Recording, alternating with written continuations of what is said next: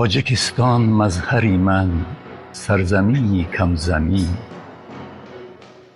تو سراسر کوهساری، تو سراسر سنگزاری. چون که فرزندان تو در طول تاریخی دراز هر کجا رفتند مشت خاک با خود بردند. چون که فرزندان تو در جستجوی بخت خود در بیابانهای تفسان دور از تو مردند. هر کجا رفتند مهجور و غریب، در فراقت جفت آنها ناله و اندوه شد.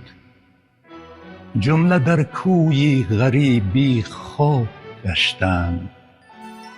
ای دریغ، آرزوهاشان در اینجا سنگ بست و کوه شد.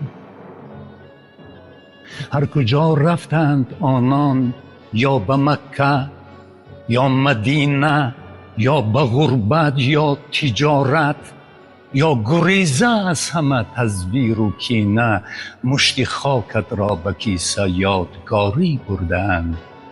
تا اگر روزی بمیرند از قضا، در غریبی بی کس و بی آشنا، خاک تو باشد نشانی آخری.